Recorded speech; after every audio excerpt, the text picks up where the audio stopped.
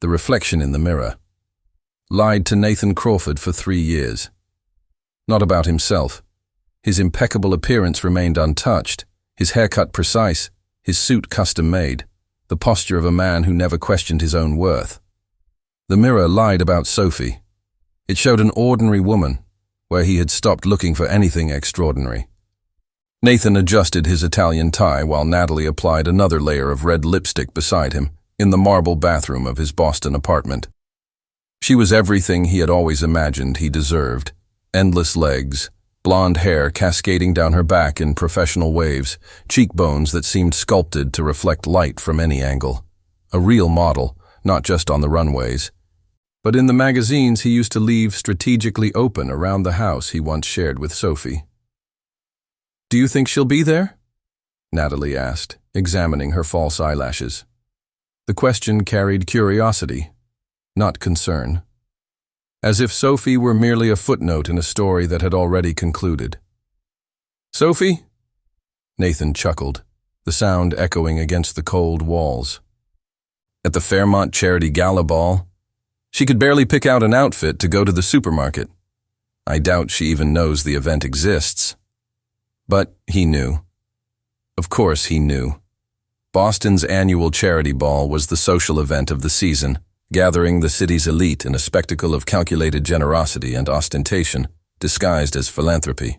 Nathan had bought 2 tickets for a price that could feed a family for months, and made sure the information reached Sophie through mutual acquaintances. He wanted her to know. He wanted her to imagine Natalie on his arm, dazzling, unattainable. Everything he had always said Sophie would never be. The 3 years of marriage had been a slow erosion. In the beginning, Nathan simply didn't notice Sophie, the way she lit up when she talked about her work at the small art gallery, how her brown eyes captured nuances of light he never cared to observe, how her hands created beauty in floral arrangements she left around the house. He was too busy building his investment empire, closing deals, cultivating the image of a man who deserved more. Then came the comparisons. Subtle at first, like diluted poison in doses small enough not to kill immediately. "That model on the magazine cover has your type of face, Sophie. Well, if you lost a few pounds." Or Natasha at reception did something different with her hair. It's much more sophisticated than that homemade cut of yours. Each comment was a needle, and Nathan became an expert at finding exactly where to prick. Sophie tried. He remembered this now with a bitter satisfaction as Natalie checked her golden clutch bag. Sophie had tried the gym, diets, new clothes that didn't fit the tight budget he imposed while he spent fortunes on himself. She tried until she stopped trying, until something in her simply went out. Or so Nathan thought. The divorce was finalized 6 months ago. Sophie didn't fight, didn't cry in the hearings, didn't beg. She simply signed the papers with steady hands and left the courtroom as if freeing herself from invisible chains. Nathan interpreted that as defeat. Now, as he adjusted his cufflinks, he allowed himself to imagine Sophie in her small apartment, probably the cheapest place she could find, seeing photos of the ball on social media tomorrow, finally realizing what she had lost when he grew tired of carrying the dead weight of a mediocre wife. "We're late," Natalie announced, and her voice had that crystalline quality Nathan associated with perfection. No depth, no layers, just a polished surface that reflected exactly what he wanted to see. The Fairmont Hotel rose in the heart of Boston like a monument to elegant excess. Crystal chandeliers hung from the high ceiling like captured constellations, and the red carpet stretched across the marble staircases, like a crimson tongue inviting the privileged in. Nathan felt a familiar satisfaction as heads turned when he and Natalie crossed the main lobby. Natalie knew how to work a room. Her movements were calculated, each step a small performance, the cobalt blue dress hugging curves that defied physics. She didn't walk, she glided, even when there was no runway. Nathan watched men admiring, women assessing, and fed his ego with every envious glance. The main ballroom was a cathedral dedicated to wealth. Round tables covered with white linen tablecloths surrounded a central dance floor, and in the background, a raised runway awaited the charity fashion show, the highlight of the evening. Nathan guided Natalie to their reserved table, each costing more than the used car Sophie drove. Nathan Crawford. The voice belonged to Gregory Mills, a real estate mogul with whom Nathan occasionally did business. Impressive companion, a model. Natalie Stevens, Nathan replied, pride evident in his voice. You've probably seen her in last month's Vogue. The conversation flowed like expensive champagne, effervescent, slightly intoxicating, essentially empty. Nathan accepted compliments about his impeccable taste, about how he had clearly upgraded his situation, about how some men were simply born to be with women who looked like works of art. No one mentioned Sophie. It was as if she had never existed, erased from the narrative of his life as completely as he had always wished. As the lights dimmed and a spotlight illuminated the runway, Nathan leaned back in his chair, a possessive hand on Natalie's knee. The host, a middle-aged man in an impeccable tuxedo with theatrical diction, took the microphone. Ladies and gentlemen, welcome to the 20th Boston Charity Gala Ball. Tonight, we are not only celebrating fashion and philanthropy, but also honoring extraordinary individuals who exemplify the spirit of transformation and artistic excellence. Models began to parade, each wearing creations by designers whose fame was pronounced in reverent whispers. Natalie commented on each look with professional authority, pointing out technical details Nathan pretended to understand.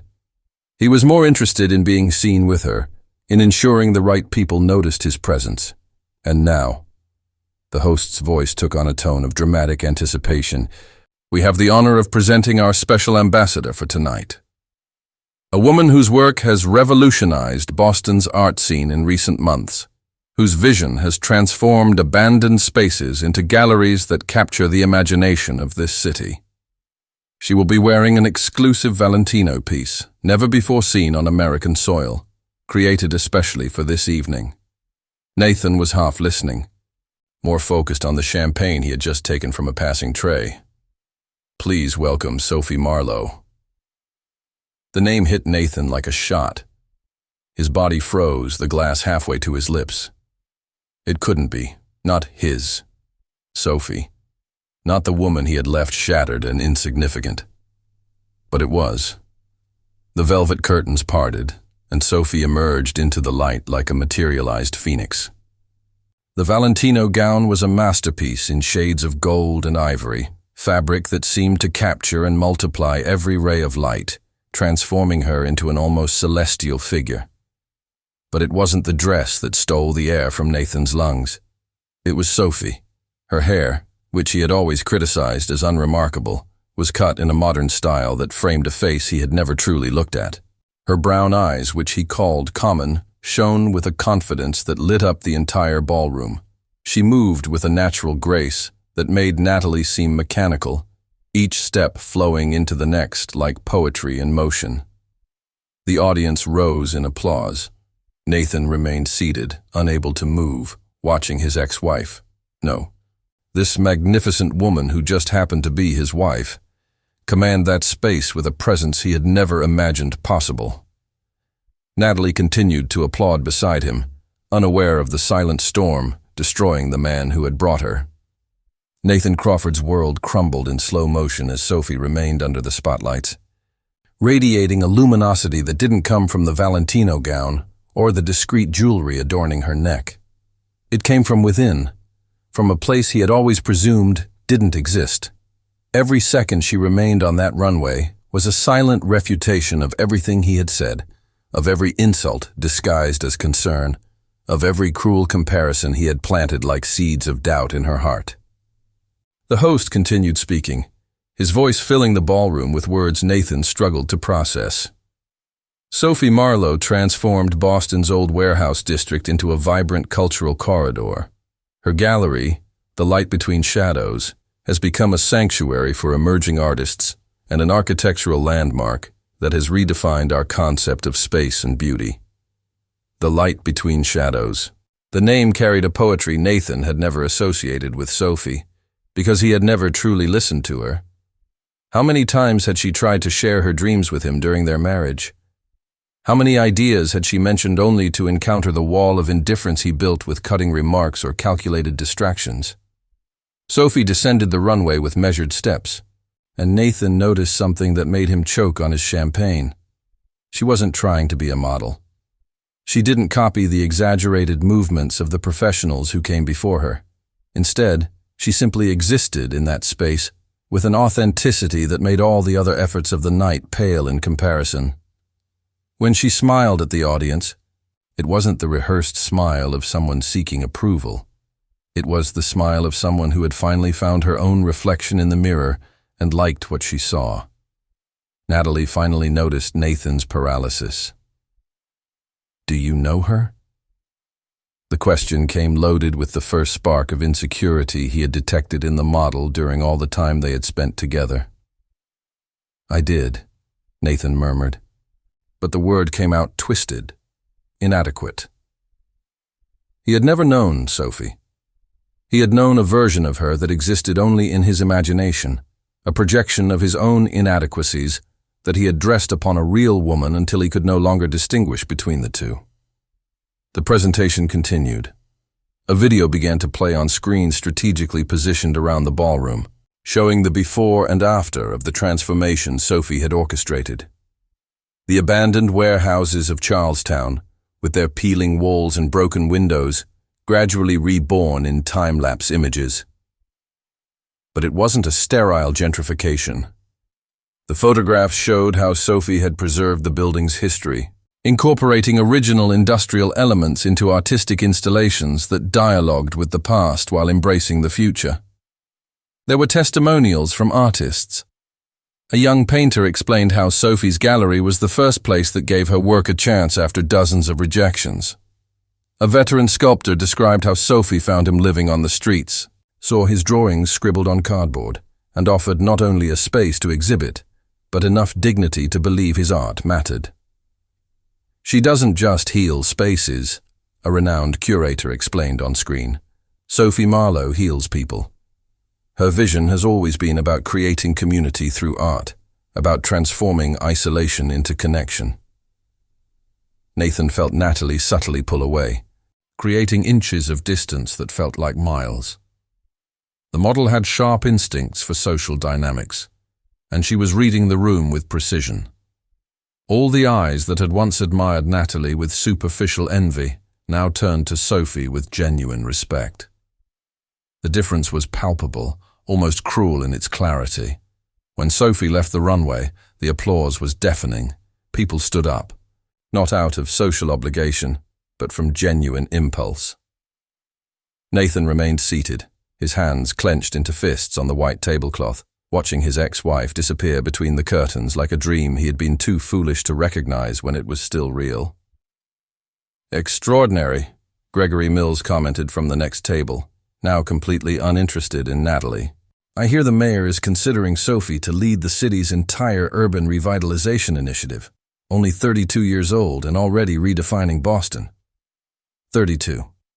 The same age she was when Nathan left her, saying she wasted her potential, that she would never be anything more than a mediocre employee at an insignificant gallery.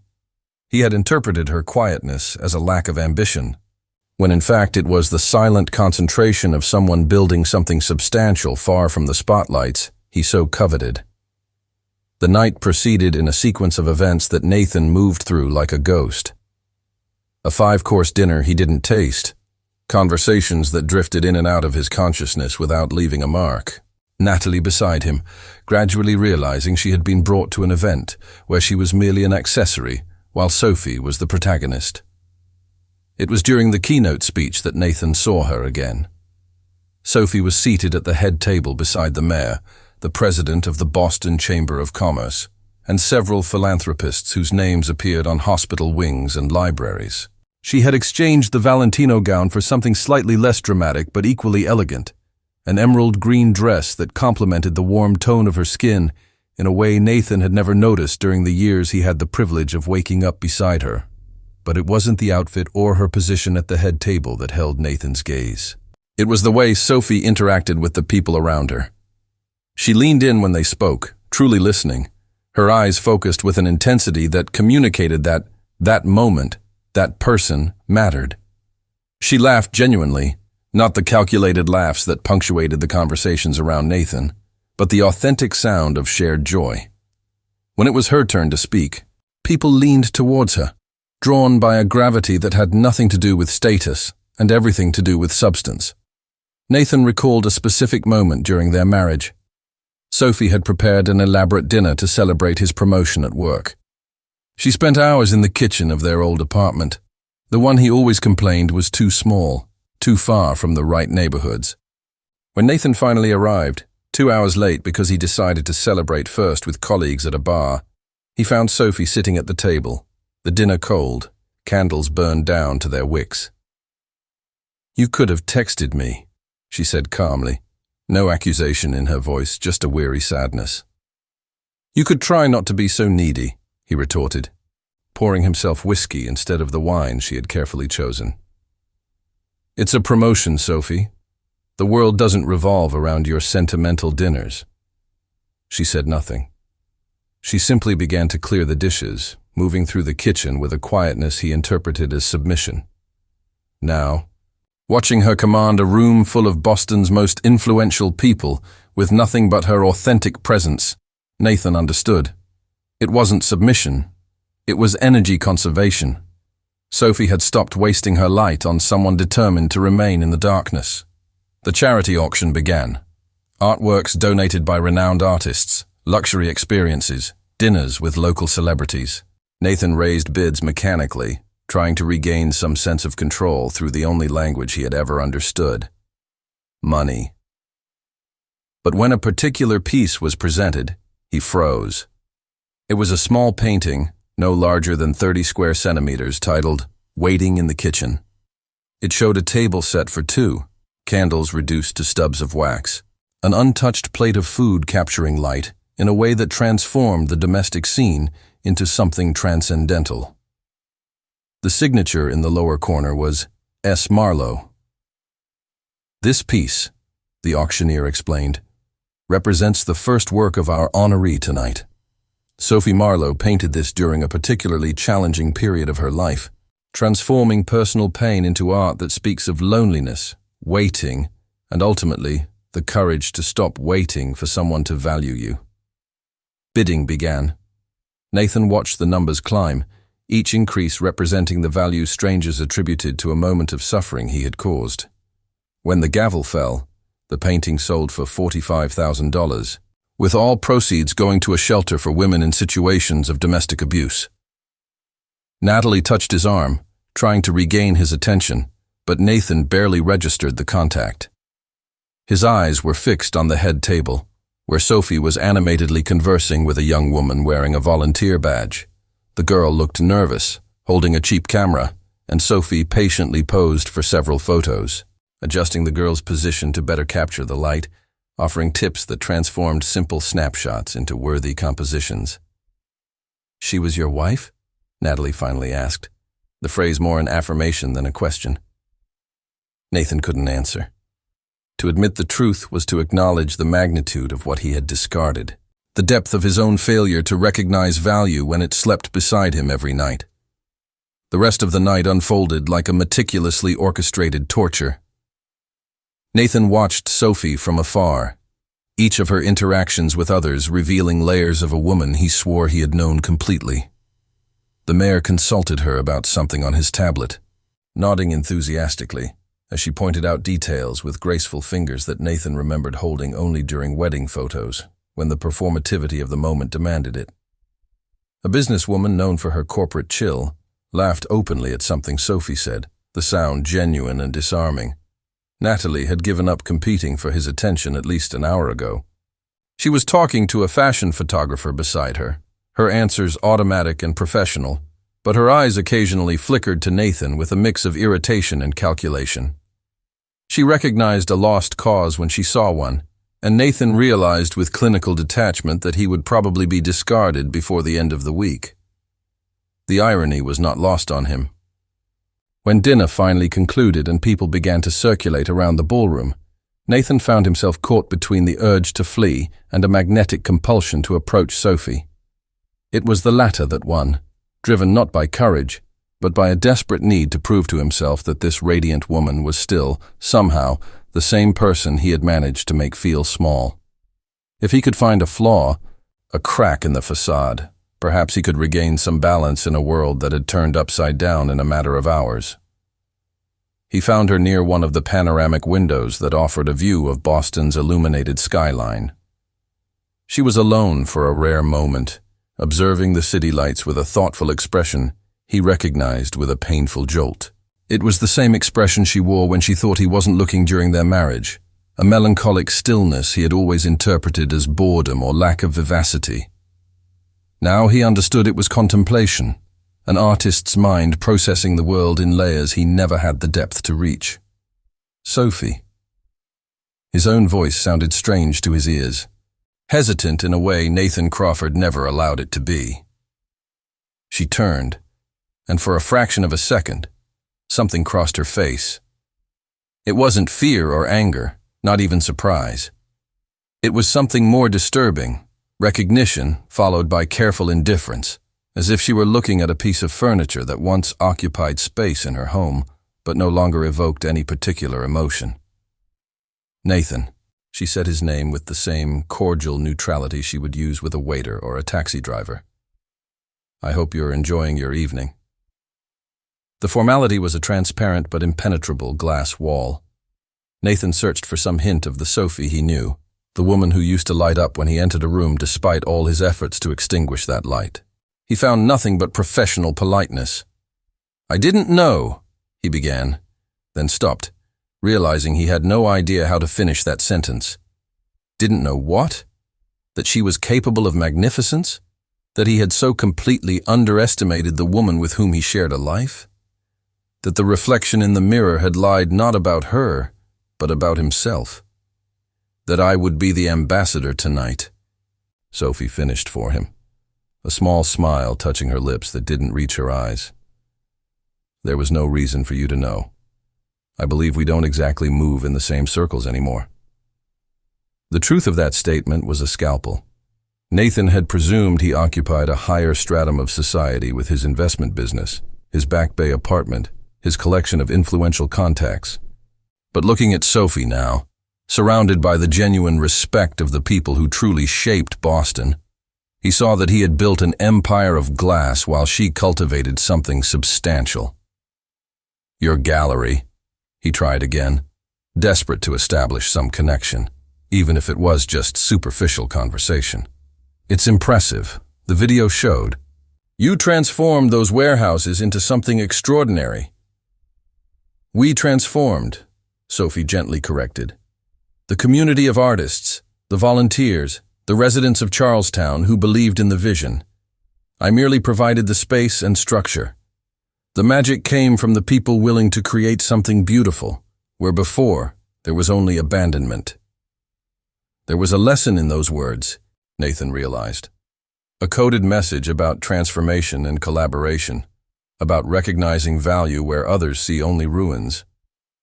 He wondered if Sophie was consciously drawing a parallel with their marriage, or if this was just how she saw the world now, in metaphors of restoration and rebirth.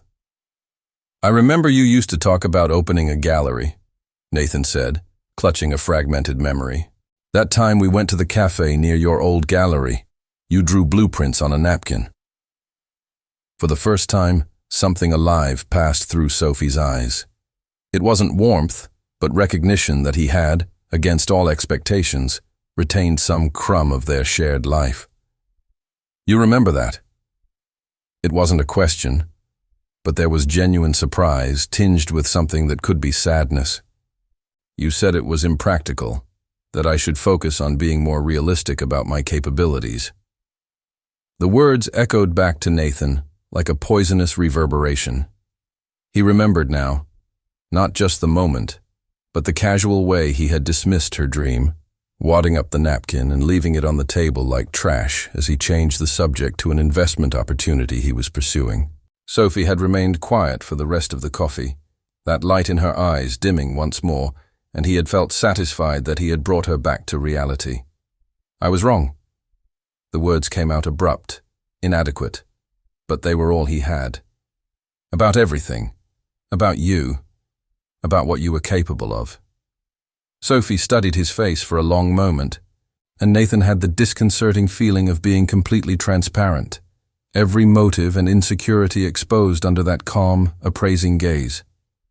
"You weren't wrong about me, Nathan," she said finally, her voice soft but firm. "You were wrong about what constitutes value. You measured everything by such narrow standards that you couldn't see anything that didn't fit into your predefined categories. Beauty was only what magazines said it was. Success was only how much money you made or who you were seen with. You turned life into a status competition that only you were playing." "I loved you," Nathan said, and even as the words left him, he knew they were empty. A desperate claim to something he had never truly possessed. "You loved the idea of having someone who made you feel superior," Sophie replied without hesitation, as if she had thought about it many times before. "You needed someone to belittle because you couldn't face your own inadequacies. And I let you do that for too long because I thought love meant accepting how someone treated you, no matter how small it made you feel." Nathan opened his mouth to protest, but what could he say? Every memory he revisited tonight confirmed her words. The love he claimed to feel always came with impossible conditions, always demanded that Sophie diminish herself so he could feel greater. "The person you see tonight," Sophie continued, gesturing vaguely to herself, "isn't someone new. I was always this. I just stopped asking permission to exist fully. I stopped waiting for someone to validate me before believing in my own vision." A group of people began to approach, clearly expecting Sophie's attention. She nodded in acknowledgement, before turning her gaze to Nathan one last time. "I hope you find what you're looking for, Nathan. But you won't find it in people you collect like trophies. You'll find it when you finally look in the mirror and confront what you're truly running from." With that, she turned away, not dramatically, but with the natural ease of someone simply continuing her evening. Nathan stood still near the window, watching his ghostly reflection in the glass superimposed over the city lights. For the first time in years, he truly saw himself, and he didn't like what he found one bit. Natalie appeared beside him, clutch bag in hand, her expression already composed into a polite farewell mask. "I'll grab an Uber. I think you have things to process." She didn't wait for a reply, just turned and disappeared into the crowd. One more person tired of existing in the orbit of someone who only knew how to take, never to give. Nathan remained there as the ballroom gradually emptied, as Sophie continued to light up conversations and make genuine connections, as the night that should have been his triumph revealed itself as the most honest mirror he had ever faced. Nathan's apartment in Back Bay used to be his sanctuary, a meticulously designed space that proclaimed success through every piece of Italian designer furniture and every artwork carefully selected by a consultant. He paid a fortune to ensure its walls communicated the right level of sophistication. But as he walked through the door at 3 a.m, the place felt empty in a way that had nothing to do with Natalie's absence, who, as predicted, had sent a concise text message ending any pretense of a relationship before he even left the Fairmont. The panoramic city view through the floor-to-ceiling windows, which he loved to show off to visitors, now confronted him like a silent audience. He poured a glass of single malt whiskey that cost more than the monthly rent Sophie probably paid in her first apartment after the divorce, and the taste that usually signaled accomplishment was now ashes on his tongue. Nathan allowed himself to sink into the leather sofa that a designer had guaranteed to be the centerpiece of any contemporary room. His phone vibrated with social media notifications, each an amplified reminder of the night. Photos of Sophie in the Valentino gown were already circulating on Instagram and Twitter, accompanied by headlines about the Charity Bowl's surprise ambassador. Articles were being published in real time by Boston Magazine and The Globe, hurried profiles highlighting Sophie Marlowe's meteoric rise from obscurity to becoming one of the city's most influential cultural forces. He scrolled through the images with a masochistic compulsion. In every photo, Sophie radiated that same authentic presence that had paralyzed him in the ballroom. But what truly pierced his defenses were the comments, hundreds of them, thousands, from people who had never met her but recognized something in her that Nathan had been unable to see during years of intimate proximity. Finally, an ambassador who represents real talent, not just connections. Her gallery changed my life. It gave my autistic son a space where he finally feels understood. Sophie Marlowe is proof that kindness and success are not mutually exclusive. Nathan closed the app, but the darkness of the screen reflected his face back at him, yet another mirror he wasn't prepared to confront. Sophie's final words echoed in his mind with the persistence of a mantra. You will find it when you finally look in the mirror and confront what you are truly running from. What was he running from? The question should have been simple, but Nathan found he had no ready answer. He had always defined himself in terms of external achievements, milestones that could be measured and displayed. The Wharton diploma framed on his wall, the partner title before 30, the apartment, the car, the women who looked like they stepped out of fashion editorials. But stripping away those layers, what remained? He got up and walked to the office he had converted from a second bedroom, a space Sophie had once suggested could be an art studio for her. He had dismissed the idea immediately, insisting he needed the space for his work, despite rarely using it for anything beyond storing expensive gym equipment he accumulated and never used. The bookshelves held business books, organized by color for visual effect. None of them read beyond excerpts needed for impressive quotes in meetings. A box in the corner caught his eye. Nathan didn't remember putting it there, but he recognized the handwriting on the side. Sophie's careful cursive script marking the contents as souvenirs. She must have left it during the move, a forgotten item amidst the rush of dismantling a shared life. He hesitated, hand suspended over the box flap, some instinct of self-preservation warning that whatever lay within represented territory he was unprepared to navigate. But curiosity, or perhaps the need for continued self-punishment, compelled him to open it. Photographs spilled out as he lifted the flap. Not the professional wedding pictures he kept displayed because they projected the right image, but casual snapshots Sophie had taken throughout their relationship. Nathan picked one up at random and paused. It was of him, genuinely laughing at something out of frame. He couldn't recall the last time he had laughed like that, with that complete abandon captured by Sophie's camera. The photo was dated on the back. Picnic on the Common, April 2019. He had no memory of the event, which in itself spoke volumes about how he had navigated his marriage, physically present but absent in every way that mattered. There were more.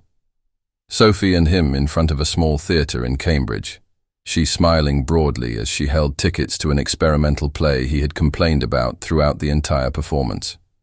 A photo of him asleep on their old sofa, book open on his chest, which she must have taken in a rare moment of stillness. Images of home-cooked dinners, walks through the city. Ordinary moments Sophie had deemed worthy of preserving while Nathan had dismissed them as domestic boredom. But it was the notebooks at the bottom of the box that broke something fundamental within him. 3 leather-bound sketchbooks, each filled with drawings and watercolor paintings. Nathan opened the first with hands that trembled slightly. The first few pages displayed idealized versions of gallery spaces. Sophie had meticulously drawn every detail, from the positioning of the lighting to the curvature of the walls.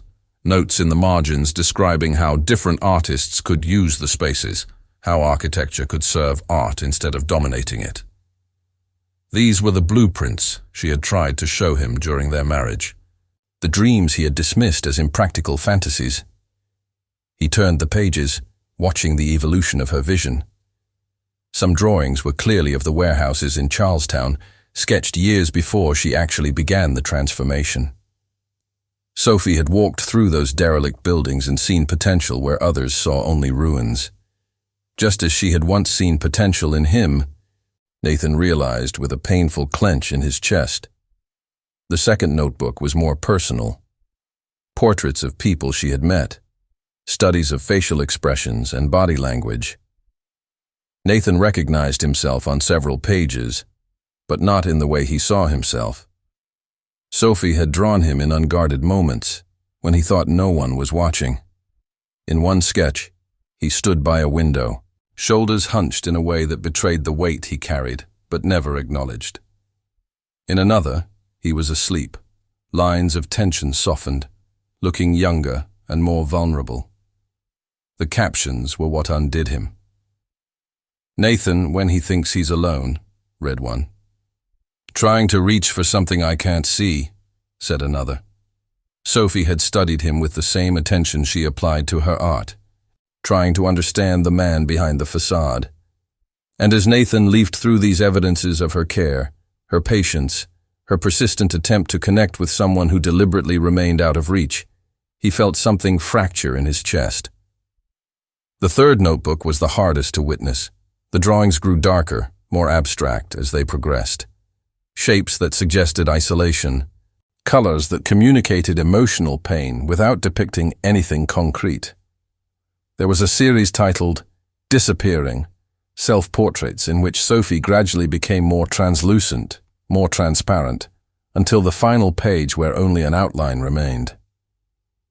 The last entry bore a date. 3 weeks before she filed for divorce. It was a simple drawing of two figures sitting at opposite ends of a sofa, miles of empty space between them despite occupying the same room.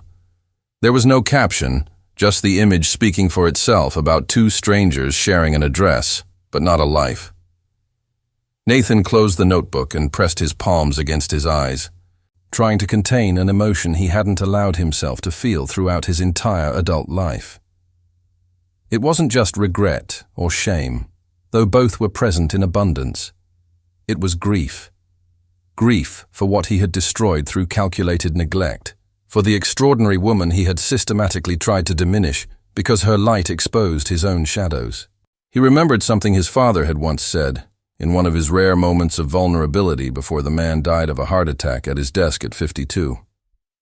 "The trouble with building walls, Nathan, is that they keep people out, but they also trap you inside. Eventually you forget you're a prisoner of your own fortress." Nathan had dismissed that as the sentimental philosophy of a man who never achieved the level of success his son had. But now, sitting surrounded by evidence of the love Sophie offered, and he refused, the words returned with prophetic force. He had built an entire identity based on keeping people at arm's length, on never allowing real intimacy because intimacy required vulnerability, and vulnerability was weakness. Except Sophie had been vulnerable. She had opened her heart and her art to him, had tried to build bridges across the chasm he kept digging deeper. And when her attempts were consistently rebuffed, when it became clear that Nathan preferred solitude to genuine reciprocity, she did the bravest thing possible. She left, not with drama or ultimatums, but with the dignified quietness of someone finally recognizing when to stop investing in a lost cause. Nathan had always interpreted that as giving up, as Sophie being too weak to fight for their marriage. Now he saw what it truly was, Sophie being strong enough to stop diminishing herself, to reject the narrative that she was the problem when the real problem lay in his refusal to truly see who she was. His phone vibrated again, another social media notification. This time it was a longer article from Boston Magazine titled, "Sophie Marlowe, From Shadows to Light." Nathan read it despite every word being a blade. The reporter had interviewed Sophie extensively, and the story that emerged was one of resilience and transformation. Sophie spoke openly about her marriage without naming Nathan directly, describing years of trying to find self-worth through another person's validation. She discussed the decisive moment when she realized she was living a compressed version of herself, trying to fit into a definition of worth that was fundamentally destructive. "I became so small," Sophie was quoted as saying, "not just physically or externally, but internally. My dreams became whispers I didn't even dare to voice aloud. My art was something I hid in notebooks because I learned that sharing what I loved was inviting criticism that left me bleeding. Divorce wasn't just leaving a marriage. It was refusing to continue being an erased version of myself. She described the first few months after the separation as the hardest of her life, not because of loneliness or financial loss, but because she had to relearn who she was without the constant negative narrative she had internalized. Therapy helped. Her therapist, she explained, had her do an exercise where she listed her strengths and accomplishments without qualifiers or apologies. It took 3 sessions before I could write something positive about myself without immediately adding a but or however, Sophie admitted in the article. That was the realization of how deeply I had absorbed the idea that I was fundamentally inadequate. The transformation began when she stopped waiting for permission to dream big, to take up space, to believe her vision mattered. She used the small divorce settlement not for security, but as seed money for the Charlestown warehouses, a calculated risk everyone around her considered unwise. But Sophie had stopped measuring decisions by the approval of others. The success of the gallery was not the turning point, she explained. The turning point was when I decided that even if I failed, even if no one else validated my vision, I would validate it. I learned that the opposite of love is not hate. It is indifference. And I had been indifferent to myself for too long, treating my own dreams and needs as negotiable, while prioritizing peace through submission. Nathan closed the article, unable to continue. The woman described in those pages was simultaneously foreign and painfully familiar. He had lived beside her, slept beside her, shared space with her for years, but never truly known her. Because knowing Sophie would have required him to look beyond his own reflection, to recognize full humanity in someone other than himself. Dawn began to lighten the edges of the Boston skyline, transforming the sky into gradients of indigo and rose. Nathan remained in his office, surrounded by Sophie's notebooks and the overwhelming weight of his own deliberate blindness.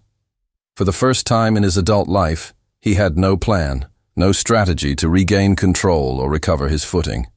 All he had was the raw truth Sophie had mirrored back to him at the gala, and the notebooks that documented the deterioration of a woman trying to love someone determined to remain unreachable. And as the light began to fill his empty apartment, Nathan understood that he had finally found the reflection in the mirror he'd spent a lifetime avoiding. The sight brought no relief, only the painful beginning of something that might, eventually, resemble understanding. Morning arrived without Nathan having slept. He remained seated on his office floor, surrounded by Sophie's notebooks, each page a testament to his own blindness. The dawn light streamed into the apartment through the panoramic windows, but it brought no relief or clarity, only the relentless continuation of a day he didn't know how to face. His phone vibrated persistently with messages from co-workers who had seen the gala photos, all replete with mocking comments about his ex-wife having turned into a local celebrity of sorts while he was busy with models who couldn't hold a conversation beyond their own careers. The irony was lost on no one, especially not Nathan. He dragged himself to the bathroom and studied his reflection in the wall-sized mirror. The man who looked back appeared worn in a way that expensive anti-aging cream couldn't fix. Lines around his eyes he had never noticed, a rigidity in his jaw that spoke of years maintaining a facade. At 34, Nathan Crawford looked exactly what he was, a man who had invested everything in an image and found the account empty. He showered mechanically, put on one of the custom-tailored suits that usually made him feel invincible, but today felt like just a costume. At 8 in the morning, when he should have been preparing for another day of aggressive negotiations and social positioning, Nathan found himself typing Sophie's gallery address into his GPS. It wasn't a conscious plan. He had no idea what he would say or do once he got there, but the compulsion to see what Sophie had built, to witness with his own eyes the world she had created away from him, was overwhelming. Perhaps it was masochism, or perhaps it was the first honest thing he had done in years. The Charlestown warehouse district had changed dramatically since Nathan last drove through it. What used to be a collection of decaying industrial buildings now pulsed with life. Colorful murals covered exposed brick walls, transforming previously gray surfaces into explosions of artistic expression. Small cafes occupied corners that previously held only rubble and forgotten memories. And at the center of it all was the light between shadows. The building maintained its original industrial structure, but Sophie had transformed imperfections into features. Huge windows that were once broken now let in torrents of natural light. Exposed steel beams were not hidden under modern finishes, but celebrated as part of the place's history. It was exactly what her drawings promised, a fusion of past and present that honored both. Nathan parked across the street, watching the constant flow of people entering and leaving the gallery. It wasn't even 9 in the morning, but the place was already vibrant with activity. He recognized diverse types: art students with heavy backpacks, business professionals briefly diverting from their routines, local residents who clearly considered the gallery part of their community. It took 20 minutes before he gathered the courage to cross the street. The main door was an art installation in itself, reclaimed metal and recycled glass forming patterns that looked different depending on the angle. When he pushed it open, delicate chimes announced his entry with a sound that was musical rather than commercial. The interior stole the air from his lungs. Sophie hadn't just created a gallery. She had orchestrated a sensory experience that transformed casual observers into participants. The main space was a cathedral of light and shadow, the high ceiling allowing natural luminosity to paint the white walls in hues that changed with each hour. The artworks were not merely hung, but conversed with each other, creating visual dialogues across different mediums and styles. But what truly captured Nathan was the humanity infused into every detail. There were cozy corners with cushions where visitors could sit and contemplate specific pieces. Interactive stations where children could create their own art. A small cafe in the back, where the aroma of fresh coffee mingled with the scent of paint and possibility. And everywhere, handwritten descriptions about each artist. Not just dry biographies, but real stories. Sophie had documented the journeys of the people whose work she displayed, celebrating not just the final product, but the struggles and triumphs that led to its creation.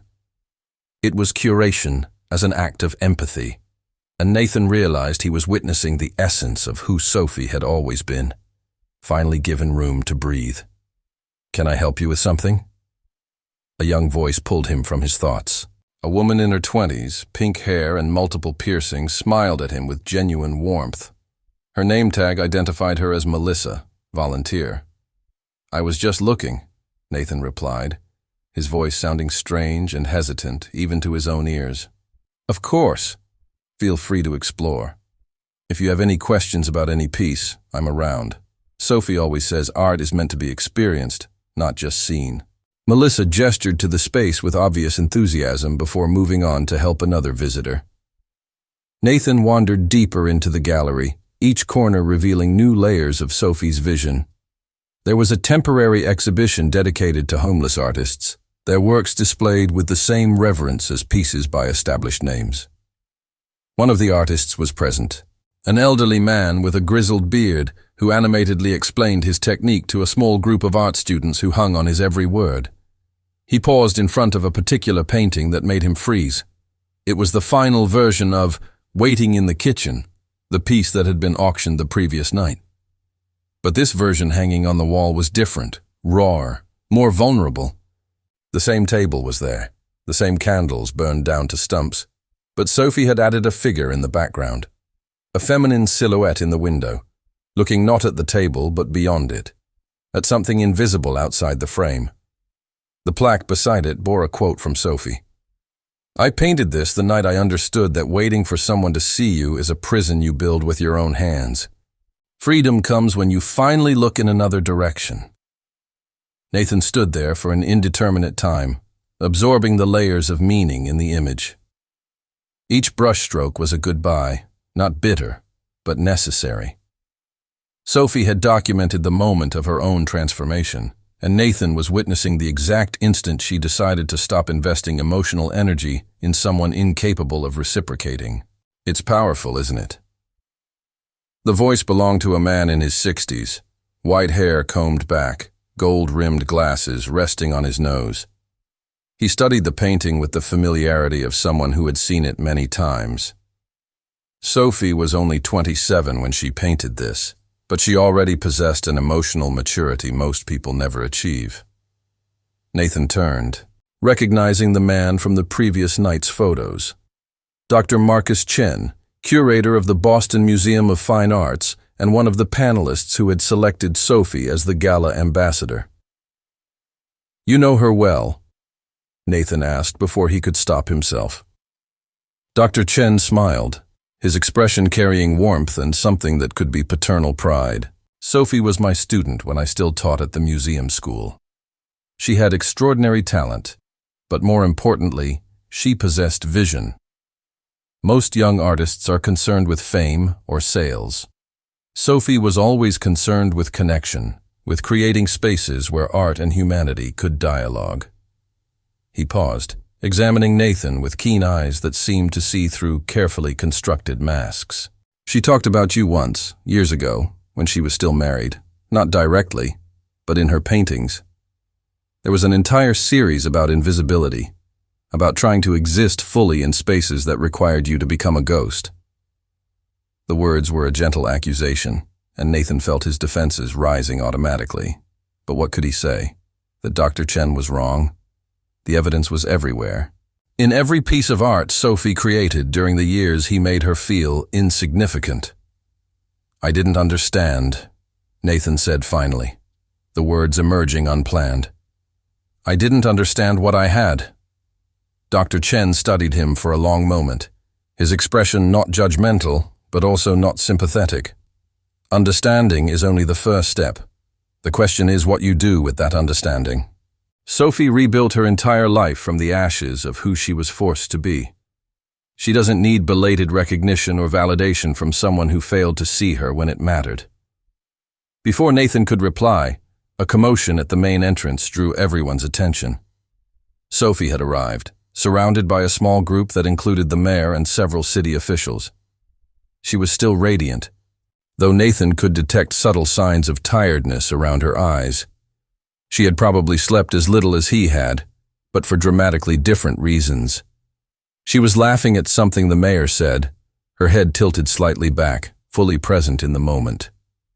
And then her eyes swept across the gallery in a habitual arc of checking, ensuring everything was as it should be, and landed directly on Nathan. The laughter died. Not dramatically, but as if someone had gradually lowered the volume. Her expression cycled through micro-transitions that Nathan watched helplessly. Recognition, confusion, something that could be pain, and finally a carefully constructed neutrality. Sophie excused herself briefly from her group and began walking towards Nathan.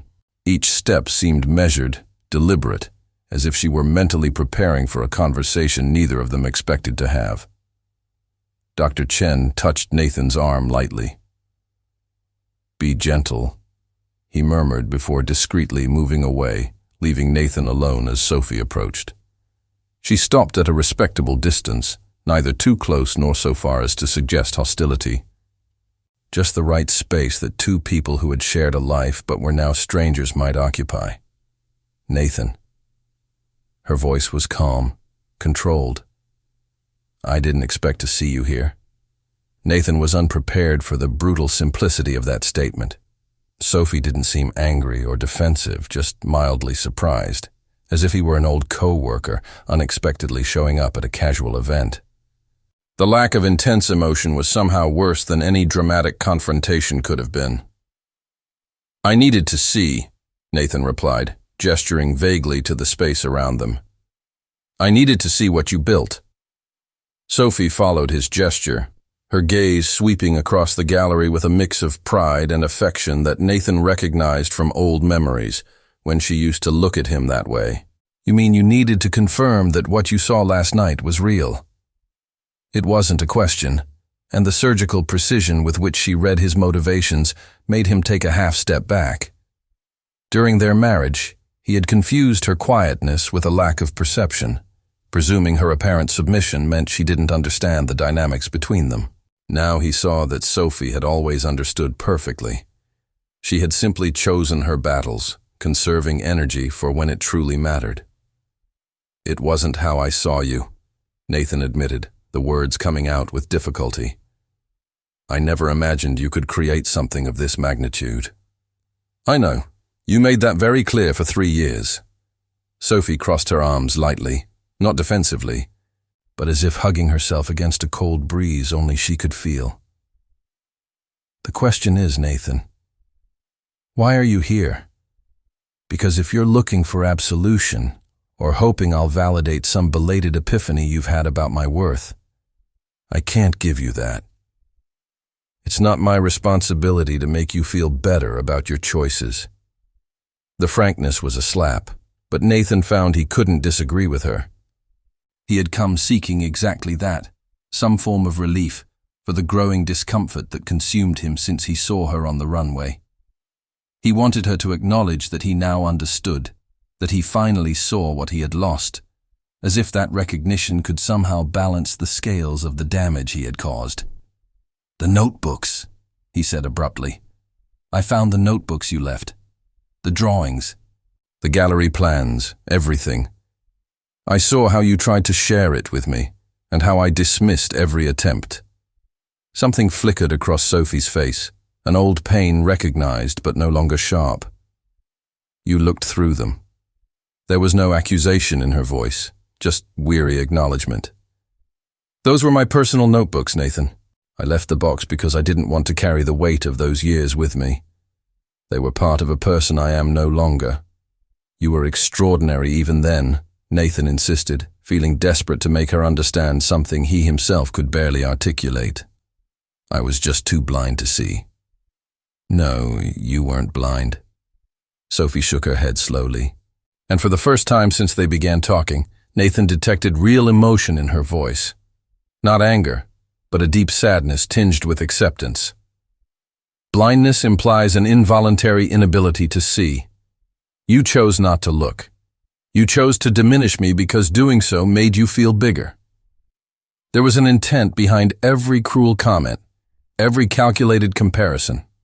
So don't tell me you were blind, as if that absolves you of responsibility." The words were distilled truth, and Nathan felt them burn as they sank in. He wanted to argue, to defend himself, but every memory he revisited in the past 24 hours confirmed her assessment. The comparisons to magazine models weren't accidental slips. They were deliberate tools he used to keep Sophie in a perpetual state of insecurity, ensuring she never became confident enough to question why she remained with someone who treated her with such contempt. The group around the mayor began to disperse, and Nathan saw several curious glances being cast in his direction. Sophie noticed too, her posture becoming slightly more tense, as if she was conscious that her carefully rebuilt life was colliding with a past she had worked hard to overcome. "Look, I appreciate that you've had some kind of awakening," Sophie said, her voice dropping to a more private tone. "Genuinely. It's more self-awareness than you showed throughout our entire marriage. But my forgiveness, my validation, my confirmation that yes, you were wrong and yes, I was always capable of this. None of that is going to heal what's broken in you. That's a journey you need to take on your own."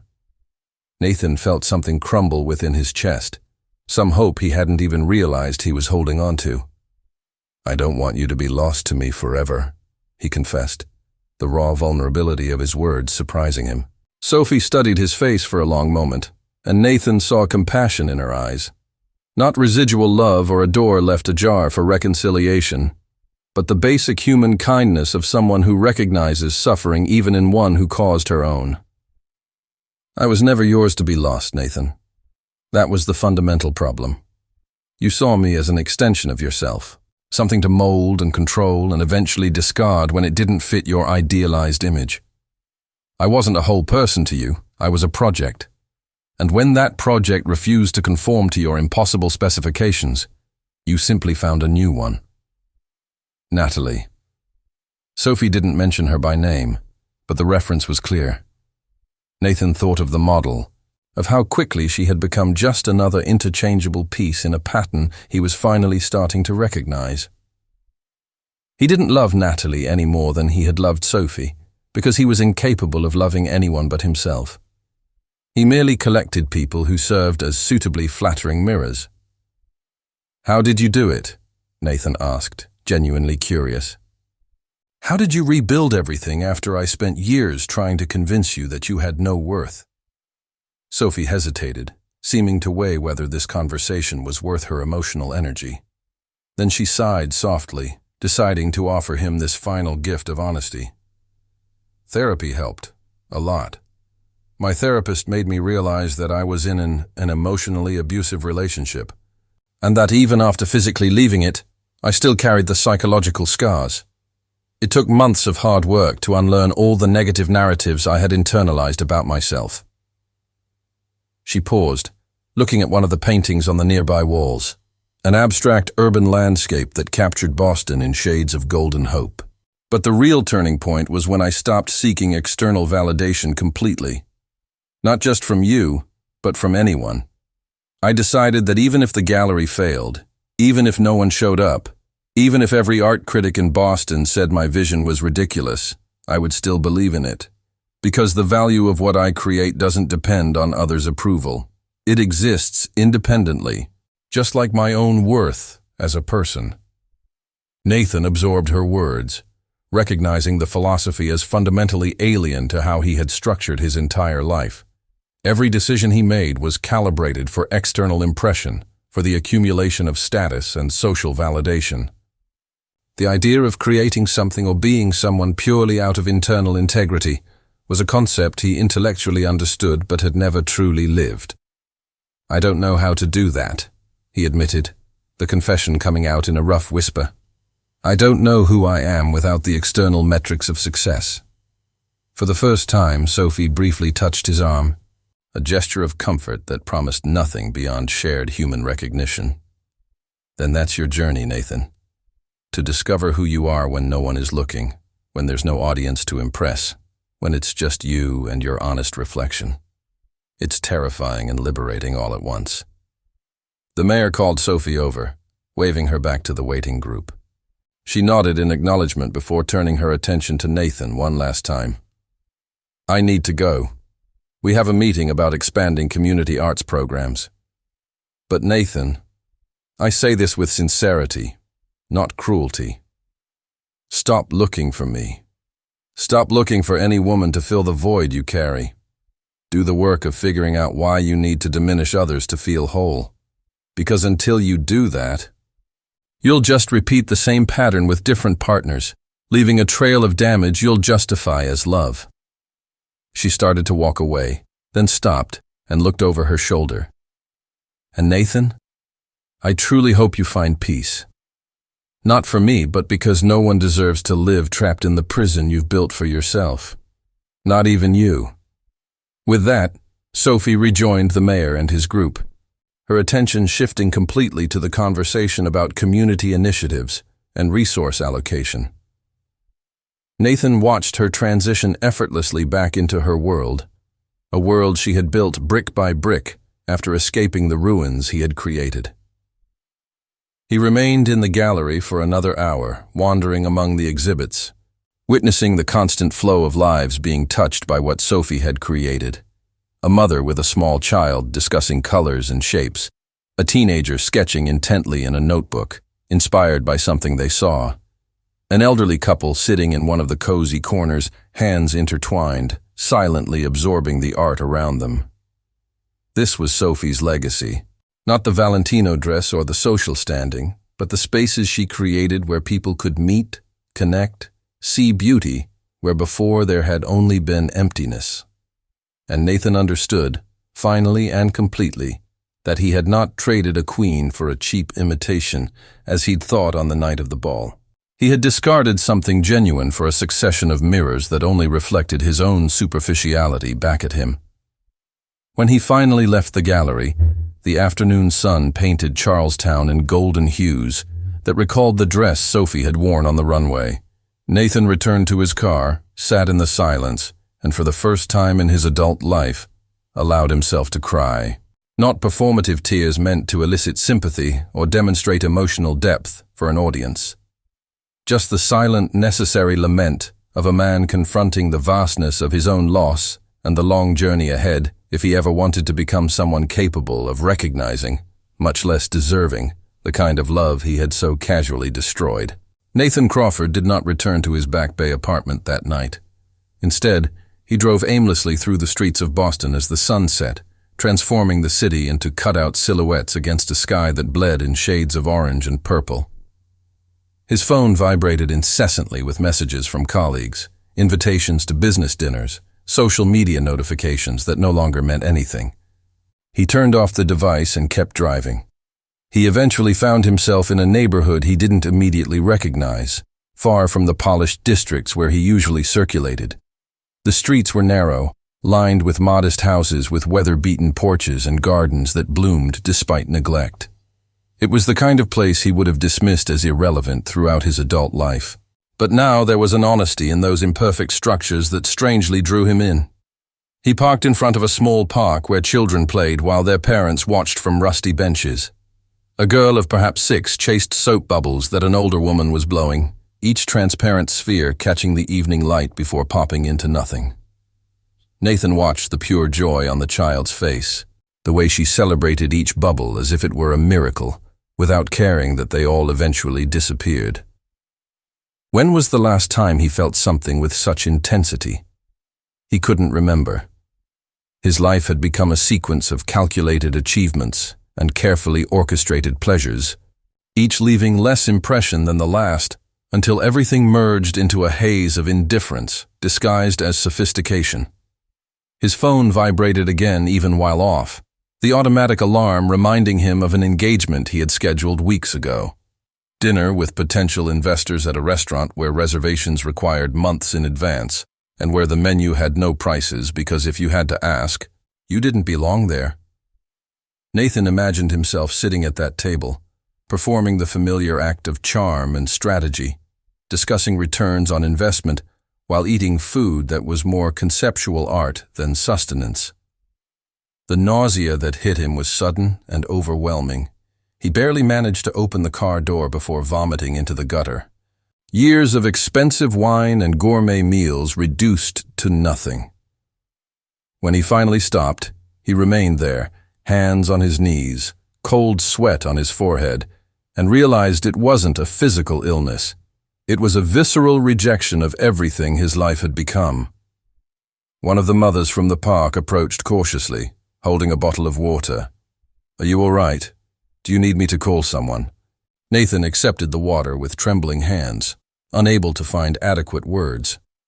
The woman didn't seem impressed by his tailored suit or the luxury German car. She just saw another human being in distress and offered help without expectation of reward or recognition.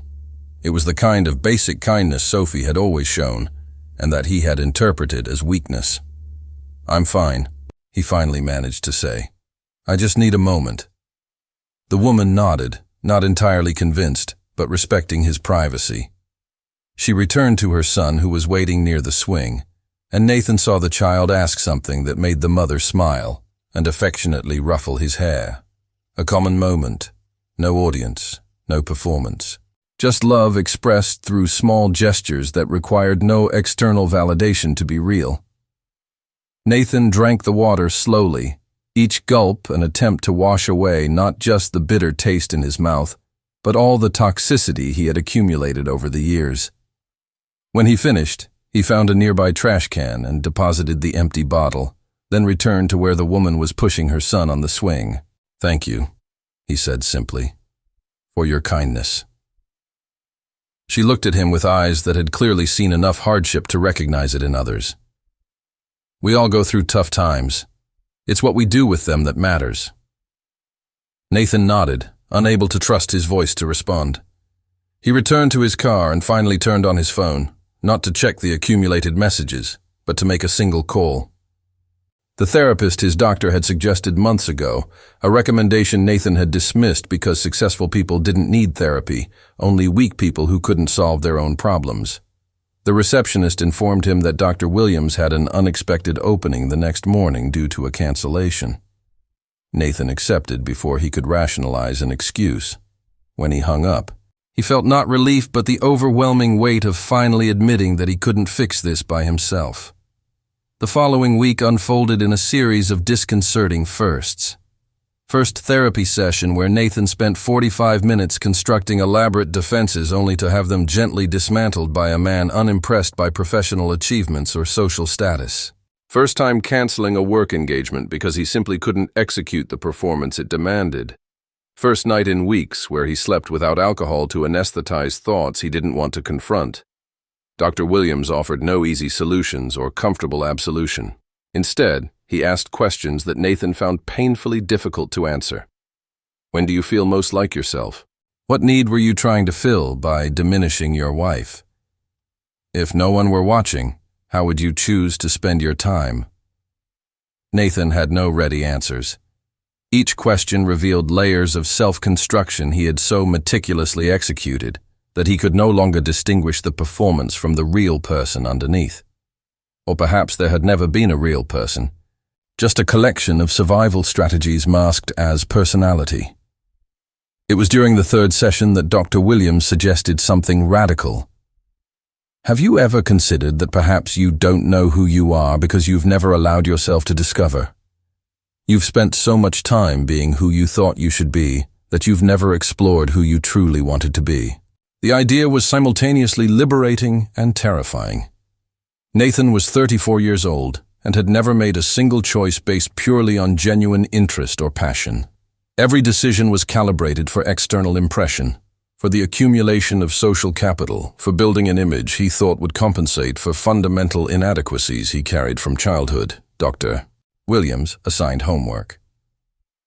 To spend an hour a day doing something with no productive goal, no audience, no agenda, beyond simply experiencing. Nathan struggled with the concept initially, his mind automatically trying to turn every activity into an opportunity for networking or self-improvement. But gradually, in small, painful increments, he began to understand. He began to walk through the city aimlessly, just observing, not the famous landmarks or the prestigious neighborhoods, but the ordinary streets where life happened without fanfare. He watched a baker through the window of a patisserie at 5 in the morning, hands working dough with the meditative concentration of someone who had found purpose in craftsmanship. He saw street artists playing not for tips, but for the pure love of creating music, their faces transformed by something that transcended monetary transaction. One Saturday, he found himself in the public library, a place he hadn't visited since college when libraries were just resources for academic papers. He wandered through the shelves without looking for anything specific, and his hand landed on a book about urban photography. He took it to one of the tables near the windows and began to leaf through it. And something in those images of cities, captured in moments of transforming light, resonated in a way he hadn't expected. There was one particular photo of Boston at dawn, the city still asleep except for a single maintenance worker sweeping the sidewalk.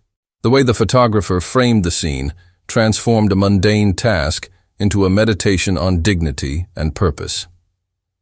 Nathan studied that image for an indefinite time, trying to understand why it moved him when works of art that cost fortunes in his apartment were just expensive decoration.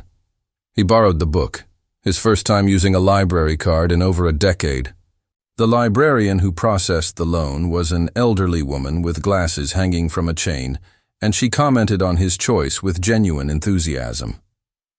Urban photography captures the soul of places we think we know, but rarely truly see. It's about looking through the surface. Nathan carried those words with him when he left the library, along with the book he opened repeatedly over the following days.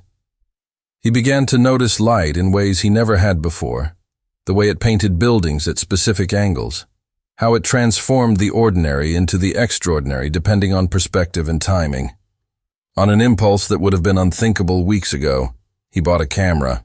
Not the expensive professional equipment that would have signaled seriousness and commitment, just a basic digital camera that fit in his pocket. He began to photograph during his walks, not with the goal of creating art or impressing anyone, but simply to practice seeing. The first hundreds of photos were terrible, compositions that captured nothing of what originally drew him to the scene. But Nathan persisted, not out of a determination to master another skill for his resume, but because the act of searching for moments worthy of capture forced him to be present in ways he never had been before. It was during one of these photographic walks that he found himself back in Charlestown, standing across the street from Sophie's gallery. He hadn't planned to come here, but his feet brought him anyway, as if some part of him needed to witness again what she had built. The gallery was closed that Sunday afternoon, but through the windows he could see Sophie inside, working alone. She was hanging a new exhibition, going up and down a ladder, adjusting placements with the precision of someone who understood exactly how light and space conversed. There was no one to impress, no audience for her performance, just Sophie and her work, the pure intimacy of an artist in dialogue with her vision. Nathan raised his camera instinctively, then stopped. Photographing Sophie without permission, even through a public window, would be an invasion. More importantly, it would be reducing her again to an object for his consumption, his contemplation, his journey. She was not a character in his redemption story. She was the author of her own narrative, and he had no right even to observe. He lowered the camera and was about to turn away when Sophie looked up and saw him. For a moment they just looked at each other through the glass and the distance. Two people who had shared a life but now inhabited separate worlds. Then Sophie did something unexpected. She waved, not with warmth or invitation, but with simple recognition. A confirmation that he existed, that she saw him, and that was enough. Nathan waved back, and in that gesture he found something he had never experienced with Sophie during their marriage. Mutual respect without expectation. Recognition without possession. The strange peace of two people who had caused each other deep pain, but were both choosing to heal instead of nurturing resentment. He turned and continued his walk, camera now forgotten in his pocket. The afternoon sun gilded Charlestown, and Nathan allowed himself simply to experience without documenting, to feel without analyzing. For the first time in his life, he was not fleeing from his reflection or chasing external validation. He was just existing, imperfect and incomplete, but finally, painfully, beginning to become real. The journey ahead would be long and fraught with inevitable relapses into old patterns. But as Nathan walked through the streets Sophie had helped to transform, he carried with him the most fragile of possibilities. Not of reconciliation or absolution, but of eventually looking in the mirror and recognizing the person looking back.